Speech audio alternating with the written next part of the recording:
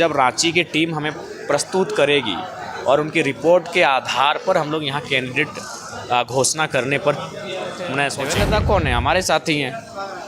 अब ये देखिए, एक फेस पूरे राज्य में तो वन टाइम नहीं रहेगा आंदोलन में।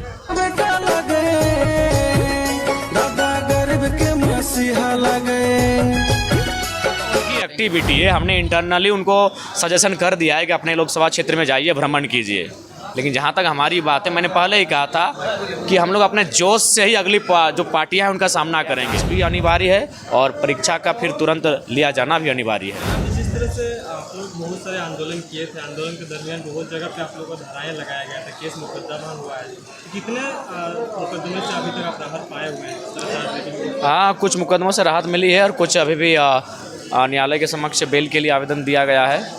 और हमें उम्मीद है, क्योंकि हम लोग किसी भी मुकदमे में ना हम लोग किसी प्रकार का आपराधिक छवि के व्यक्ति हैं, हम लोग तो पढ़ने वाले छात्र हैं। 2 साल के पूर्व भी हमारा उदय हुआ है राज्य में एक चेहरे के रूप में। तो हमारी कोई एक पढ़ने वाला एक साधारण सा कृषक परिवार का छात्र है, हमारा कोई बैकग्राउंड है नहीं ऐसा। तो केवल और केवल आवाज़ को दबाने के उद्देश्य से ये केस अब पूरे राज्य के कुछ जिलों में किए गए हैं, ताकि झारखंड पर कोई बात ना करे, कॉरपोरेट के खिलाफ कोई ना लड़े। आज जो जुल्म और सितम झारखंडियों के साथ हो रहा है, तो कुल मिलाकर हम लोग की अपनी आवाज़ को बुलंदी के साथ ही रखेंगे। जयराम जी, ये फर्जी केस कब तक होते हैं?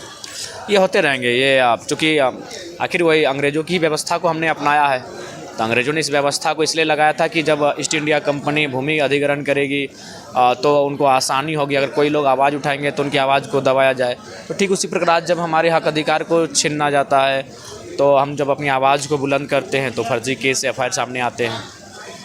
जयराम जी, जिस तरह से JSSC CGL पेपर लीक मामले में चरणबद्ध तरीके से आंदोलन के बाद अभी ट्विटर कैंपेन का भी आंदोलन, एक डिजिटल आंदोलन किया जा रहा है, इसके बीच में छात्र का किस तरह से समर्थन दीजिएगा? देखिए, वो छात्र समर्थन क्या होता, हमारे ही लोग थे। देवेंद्र दा कौन है, हमारे साथी हैं।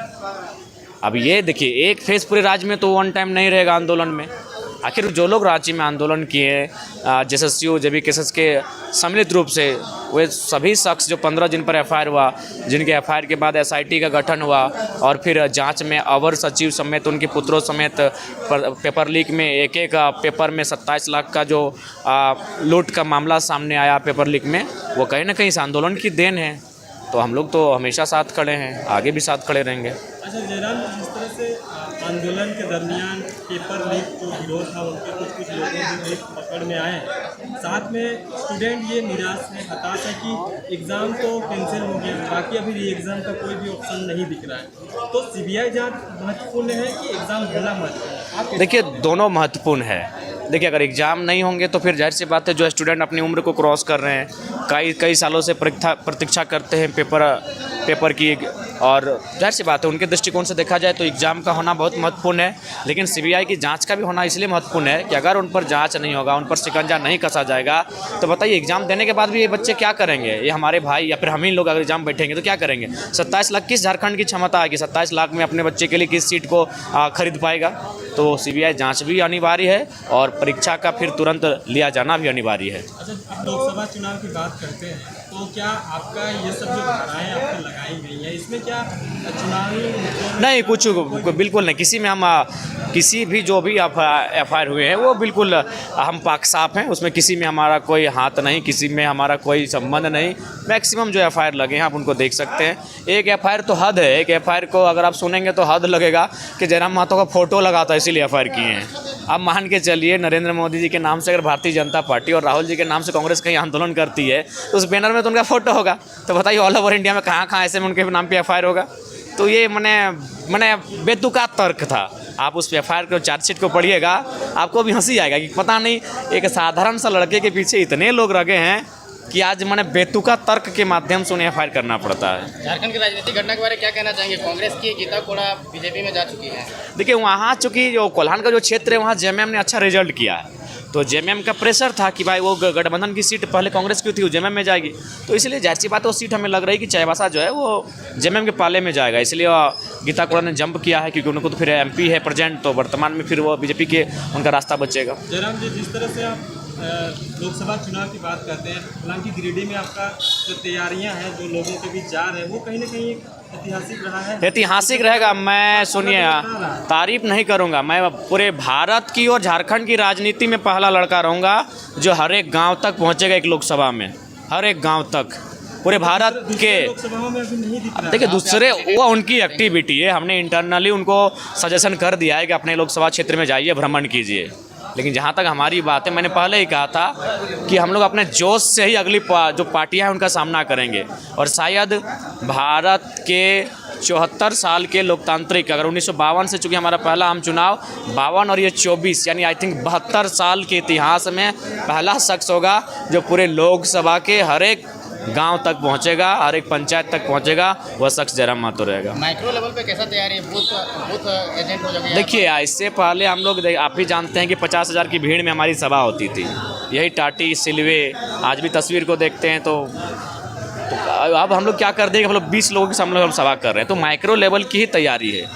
अब हम लोग अपनी सभा को जहां 50,000 लोग सुनते थे वन टाइम में, उसको हम 20 लोगों में अपनी स्पीच को जा रहे हैं, तो माइक्रो लेवल की ही तैयारी है, छोटे सूक्ष्म तैयारी ही है वो। रांची लोकसभा में कैंडिडेट करने के कोई चांसेस दिख रहे हैं?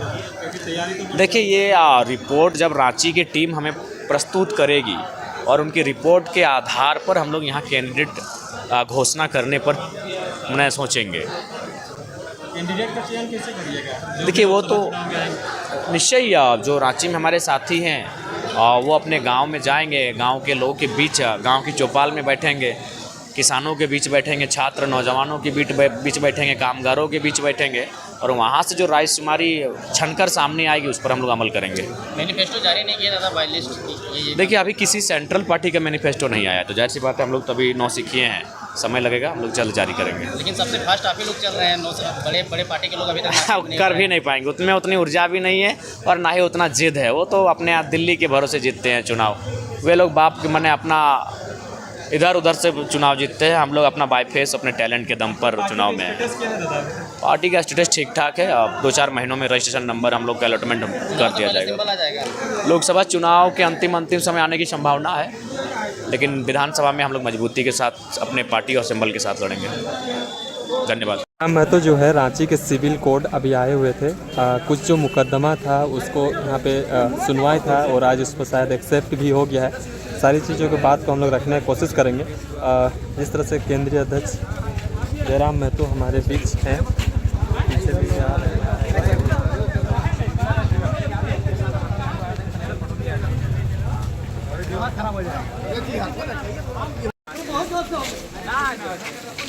कौन ना है तो बाढ़ मटी है। जयराम महतो सिविल कोर्ट से बेल करवा के अभी निकल चुके हैं, साथ में अधिवक्ता रितेश कुमार जी हैं, और इनके साथ तमाम युवाओं की जो हुजूम है, जो हमेशा चलते रहते हैं उनके साथ में, वो जा रही है।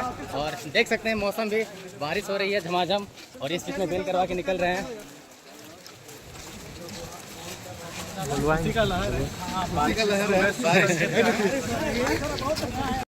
मेरा सही है,